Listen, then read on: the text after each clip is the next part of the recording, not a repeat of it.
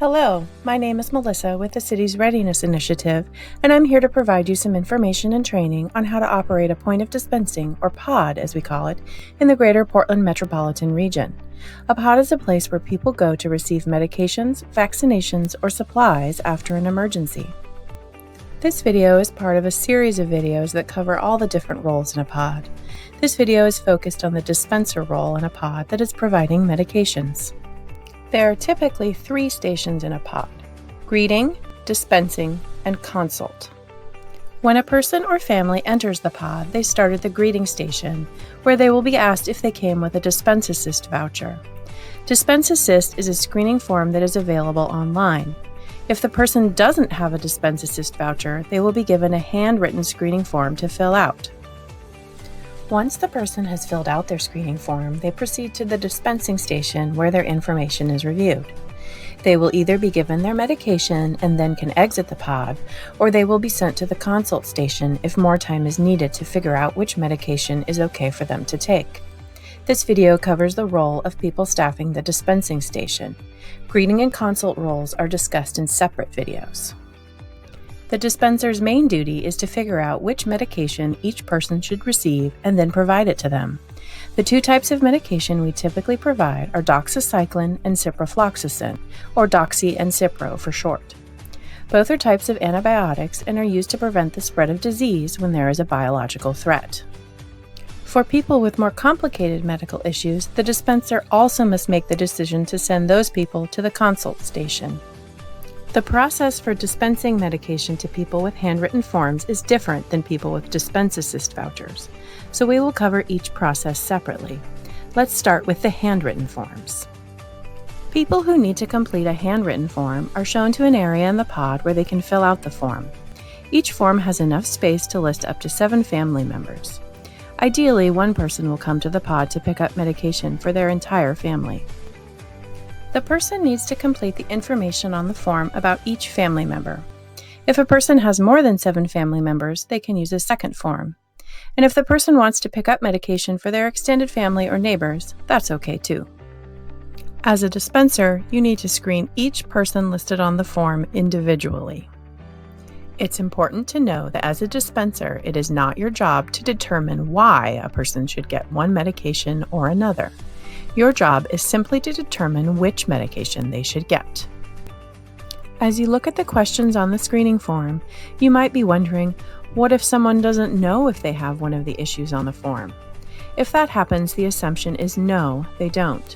Odds are people with these serious medical issues do know that they have them, and if they don't, there's no way for you to predict whether they do. It is safer for them to take the medication offered at the pod. At the time of an event, we will rely on public health to distribute messaging to the public about the medications offered at the pod and any potential risks or side effects people can expect. This messaging will help your job at the pod go more smoothly. In order to perform your job, you will need the dispensing tool for handwritten forms. This tool is always available on the CRI website and has step-by-step instructions, which we will go through now. A ruler or other straight edge is also helpful, but not required. Step 1 is to write your name on the person's form in the dispenser name area. If someone gets lost in the pod, a staff member can look at their form to see where they are in the process. Next, write the date on the form. Step 2 is to decide which medication each person needs by following the grayed out grid at the bottom of the form. This is where the ruler or straight edge can be helpful. You do this by matching the check marks on the form to the gray grid proceeding in a straight line across the row. We will practice going through this in a moment, but first I want to give you some helpful information. Each of the 3 sets of columns in Step 2 means something. The first set of columns has reasons why people cannot take Doxy. The second set of columns has reasons why people cannot take Cipro. The third set of columns is about whether someone can swallow a pill in its whole form, or if it should be crushed and mixed into food, or just needs to be made into a smaller dose. It's important to know that most people will not have any check marks on their form. This makes your job a lot easier. Small children, pregnant people, and people who are unable to swallow pills will be the most common checkmarks on people's forms. People with the specific medical issues we ask about on the screening form will be much less common.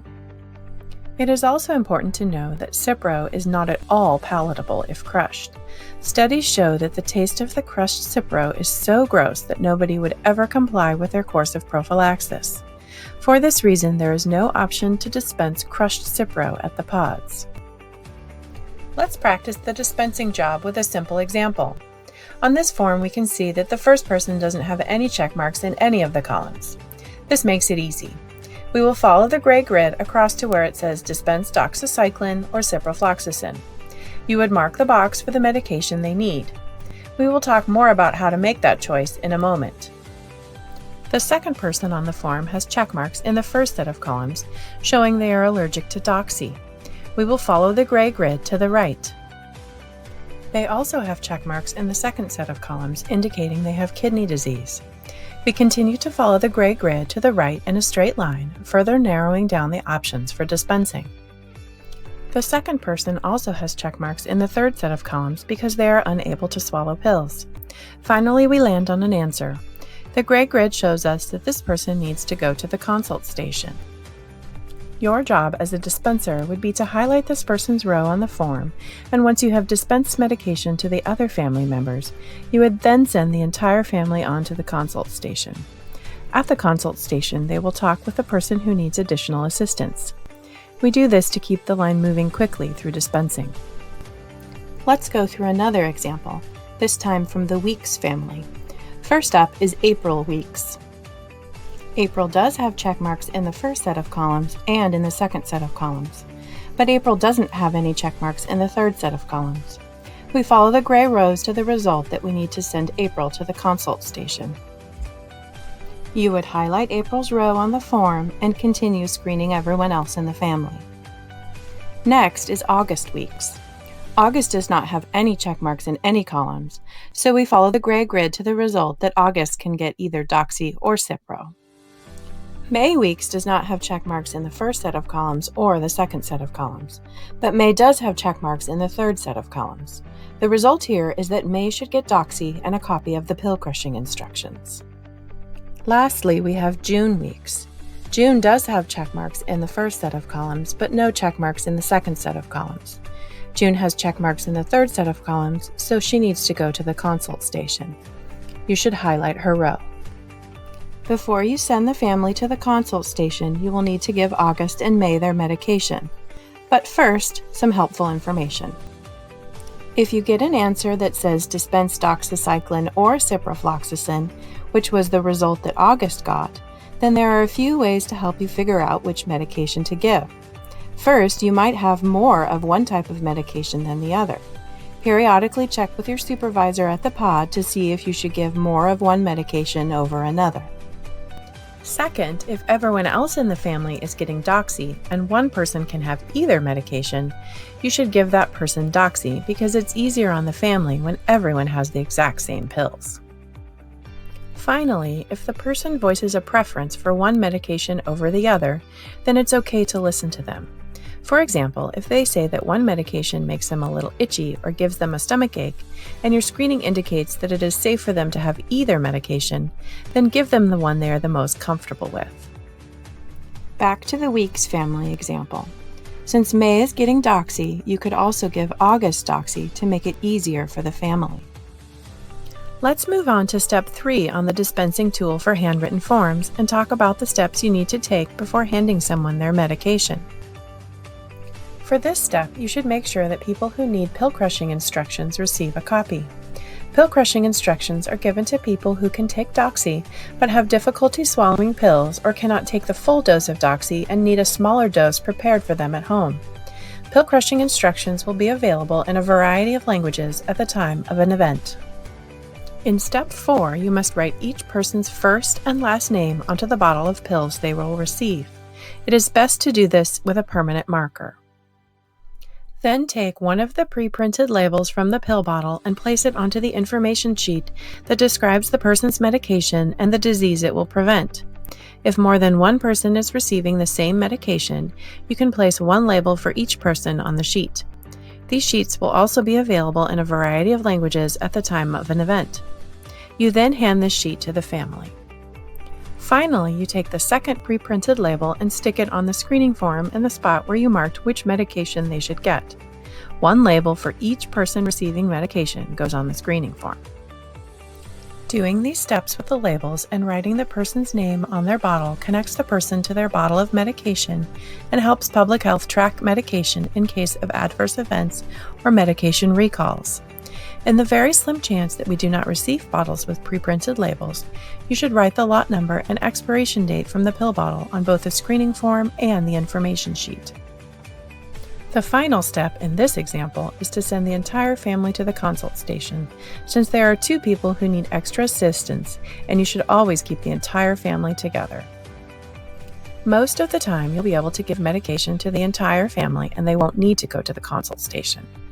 In that case, you must keep the screening form. Do not give it to the family unless they must go to consult. This completes the dispensing process for people who complete handwritten screening forms. Now let's talk about how to dispense medication to those who bring in Dispense Assist vouchers.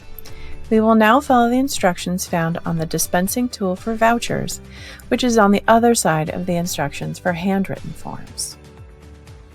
Some people coming to a pod will choose to complete an online screening form rather than a handwritten form. The online platform we use is called Dispense Assist. People can go to this website or use a mobile application to access it. When people are directed to use Dispense Assist, they respond to a series of questions on their computer or mobile device that will result in a printable voucher for the specific type of medication they should receive at the pod. They can also show the voucher on their mobile device when they arrive at the pod if the pod is equipped with scanners. A family member might show up with several Dispense Assist vouchers, one per person in their family. In the upper left-hand corner of each voucher, it will show which type of medication the person should be given. The options are C for Cipro, D for Doxy, or CD for either. Sometimes a person will come to a pod with an X on their Dispense Assist voucher, which indicates they might not be able to take either Doxy or Cipro. It is the job of the greeter staff to find those people at the very beginning and ask them to complete a handwritten screening form. As a dispenser, you should never see an X voucher. If you do, send them back to the beginning of the pod so they can fill out a handwritten form. We are able to provide a more in-depth screening than the Dispense Assist website does. Once you've reviewed the Dispense Assist vouchers for the family, giving out the medication follows the same process we just demonstrated. You write the name on the bottle and put the pre-printed labels on both the Dispense Assist voucher and the information sheet. You will give the information sheet to the person, but you must keep the Dispense Assist vouchers at your station. If your pod has QR scanners, you may have the ability to scan printed Dispense Assist vouchers on site or directly from a person's mobile device. Your agency's emergency planners will address this and provide instruction as needed. That's all there is to the dispensing role in a pill-based point of dispensing. We encourage you to watch the other videos in this series to get a full picture of what it's like to work in a pod.